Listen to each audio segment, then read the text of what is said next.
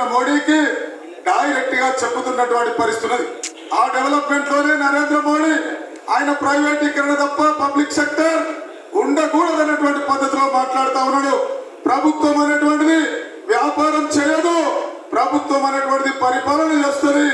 ఈ రోజు ఉన్నటువంటి సంస్థలు బొగ్గు కానీ ఏదైనా అది వ్యాపారం మేము చెయ్యం, తప్పకుండా మూసేయడమైనటువంటి పద్ధతిలో బహిరంగంగా మాట్లాడుతున్నటువంటి నరేంద్ర మోడీ ఈ రోజు అన్ని రంగాలను అమ్మేటువంటి లక్ష్యంతో ముందుకు వెళుతా ఉన్నాడు.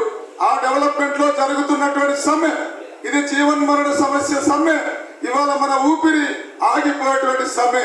కాబట్టి ఈ ఒకరోజు సమ్మెలో మీరంతా పాల్గొనాలని ఈ సందర్భంగా నేను గుర్తు చేస్తా ఉన్నాను. ఇకపోతే దానిలో అందరం అంటా ఉన్నాం, మీకు అందరికి ఇప్పటికే తెలిసిందే, జాయింట్ యాక్షన్ కమిటీ నాయకులు మీకు చెప్పి ఉంటారు.